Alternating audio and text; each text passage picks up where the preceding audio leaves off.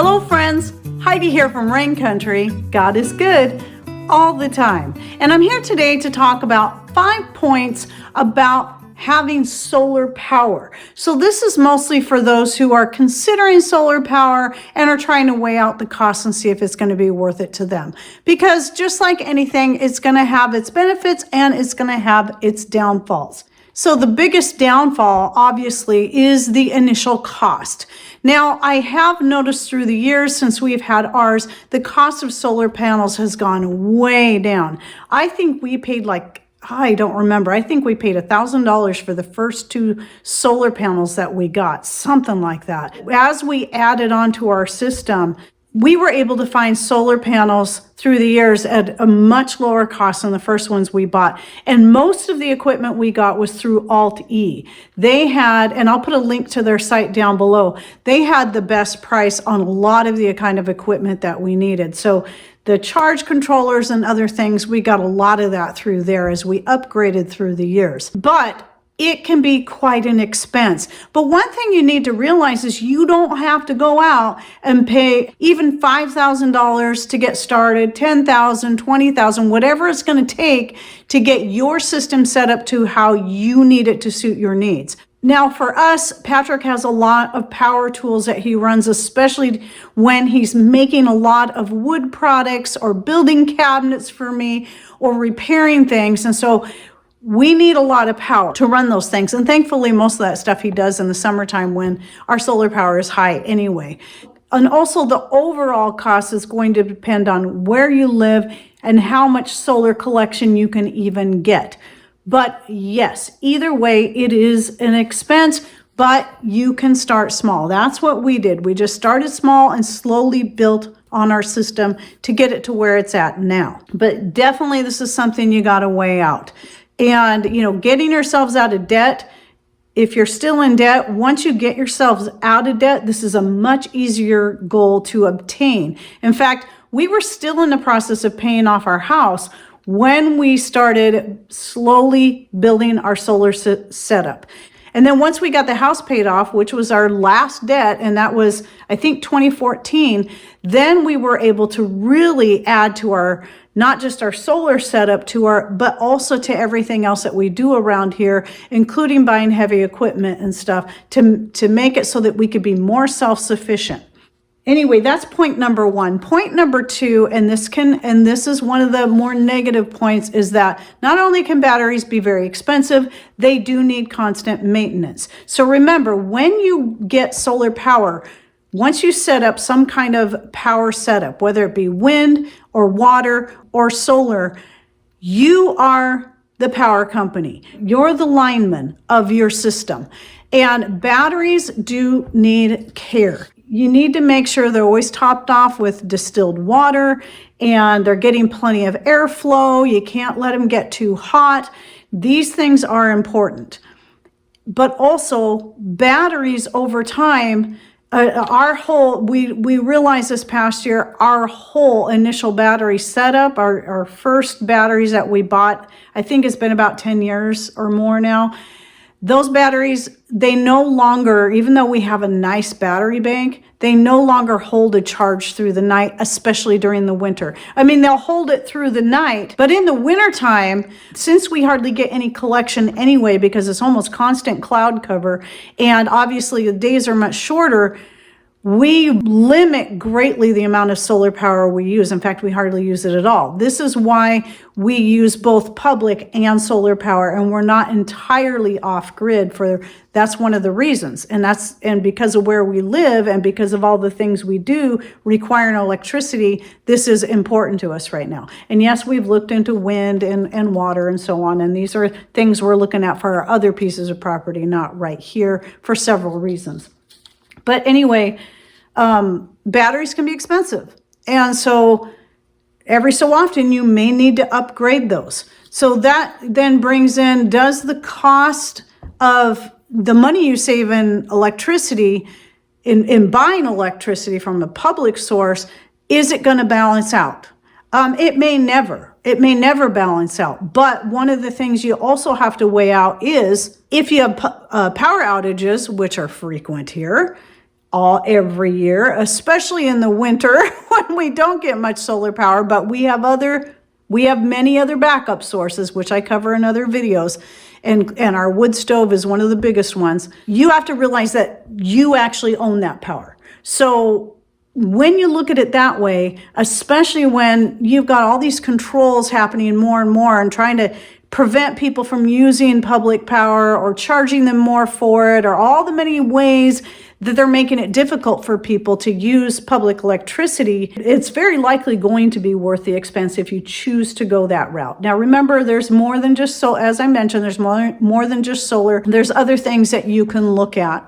And that's actually my third point, is when you consider your climate, just like with us, we debated on this for quite a while. Is solar going to be worth it to us because of where we live and almost constant cloud cover for 9 months out of the year? We, at that time, of course, had looked into water and wind, and because of this particular location where we live, those were not going to be the best choices. Solar was going to be the best choice, even though we knew it wasn't going to be dependable, especially in the wintertime when days were short.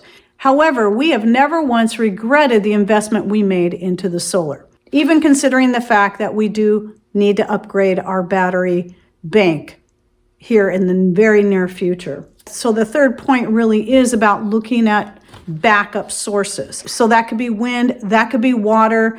There's other types of methods, but also looking at the many things that you can do that don't require electricity. So the one I bring up quite a bit is I have a treadle machine. Best machine I've ever owned. I love that thing. I know I've had it for at least 10 years and love it. I will never go back to an electric machine if I can help it.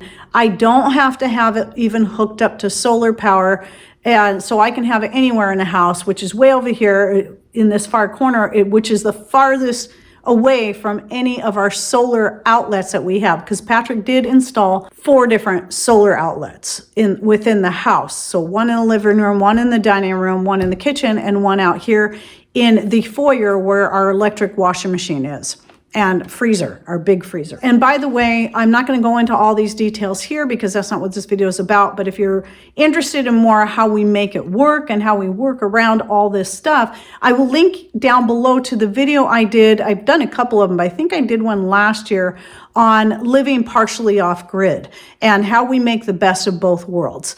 Now, point number 4 is going to be the question of, should you become grid tied or not? Because a lot of people are getting sold into going grid tied because they can get paid by the power company for any excess power, which would be great for us in the summertime because we do put out more power than we can use. The thought of feeding back into the system and getting paid by the power company for the power you feed into it sounds really great. Don't do it. In fact, even back before what we're seeing happening now, we knew back then, though the thought of being paid by the power company sounded great, we knew it would be a bad idea, because then what happens is once you become grid tied, now you no longer own that power. You're no longer the owner of it. The public power company is, which is likely your county. And I don't want the government owning my power. I want to own my power. And that means they can shut you off at any time. They can tell you what you can or cannot do with your solar power. So I say no, don't do it. In fact, I have heard of people, even one locally, who invested all this money into a grid-tied system, but they could not get the power company to come hook it up for them. I don't know if they ever did, but I know it was going on for a long time. They put in all this money, like $20,000 into the setup, and the power company just seems to refuse to help them with this. So that should tell you something right there. And then point number 5 is learning, no matter what, whether it be solar power, wind power, water power. I think if you have a consistent water source, like there was a guy that lives out of town that he was totally off grid, and he used both solar and water because he had, I wouldn't really call it a river, not quite that big, but it was strong enough that he can have a pretty good power source most of the year because of that. But especially in the winter, because that's when it's running the fastest because we get the most rain, and that would make up for whatever solar collection he couldn't get. So at any rate, yes, these are great options, but regardless of what option you go with, or even all three, you still have to realize you're depending on your battery bank, because no matter which type of setup you go, when it comes to those, you have to have a battery bank that's going to hold the power for you. The solar, the wind, the water, they charge the batteries. They keep them charged, just like your alternator in your car. But still, during the night or during the winter, you're not going to be getting full collection. And so you have to learn how to work around that. River, you got water maybe running 24 hours. Wind it can come and go, and solar is only during the day. And so it doesn't mean you don't have solar power during the night. That's what the battery bank is for, is to keep you powered up through the night. But you have to be conscientious as it gets later in the day, how you're using that power.